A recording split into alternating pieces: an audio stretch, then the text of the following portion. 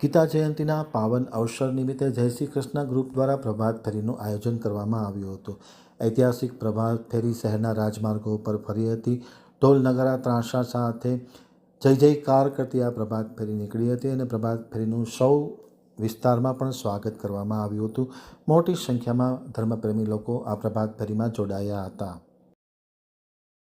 હવે જોઈએ અંજાર આમતક ન્યૂઝ બ્યુરોનો એક વિસ્તૃત અહેવાલ. જય શ્રી કૃષ્ણ ગ્રુપ દ્વારા ઐતિહાસિક શહેર અંજારમાં ભારતીય સંસ્કૃતિ, આધ્યાત્મિકતા, ભક્તિની સાથે ગીતા જયંતીના પવિત્ર દિવસ નિમિત્તે પ્રભાત ફેરીનું આયોજન કરવામાં આવ્યું હતું. મોટી સંખ્યામાં આ પ્રભાત ફેરીમાં લોકો જોડાયા હતા. જય શ્રી ગ્રુપના સભ્ય પીઠડિયા જીતેશભાઈએ આમતક ટીવી સાથેની વાતચીતમાં માહિતી આપતા જણાવ્યું હતું કે ગીતા જયંતી નિમિત્તે પ્રભાત ફેરીનું આયોજન કરવામાં આવ્યું હતું. સૂર્યોદયની સાથે ઢોલ, મંજીરા જેવા વિવિધ વાદ્યયંત્રો સાથે આ પ્રભાત ફેરીનું પ્રસ્થાન કરવામાં આવ્યું હતું. મંદિરો જેવા કે દરિયાલાલ મંદિર, મોહનરાયજી મંદિર, જલારામ બાપાનું મંદિર, માવા દાદાનું મંદિર, હનુમાનજીનું મંદિર, હવેલી સંપ્રદાય માર્ગ, દ્વારકાધીશ મંદિર, લોહાણા મહાજનવાડી, રામ ઓટો, વાઘડિયા ચોક, રતનપુરા, સચ્ચિદાનંદ મંદિર, મચ્છીપીઠ, વાઘેશ્વરી માતાજીનું મંદિર, માધવરાયજીનું મંદિર, નાગનાથ મહાદેવનું મંદિર, કષ્ટભંજન હનુમાનજીનું મંદિર, રામ સખી મંદિર પાસે આ જે પ્રભાત ફેરી છે એ પરિપૂર્ણ થઈ હતી. જય જયકાર કરતા લોકો તેમાં જોડાયા હતા અને ખૂબ જ ઐતિહાસિક કહી શકાય એવી આ પ્રભાત ફેરી જોવા મળી હતી.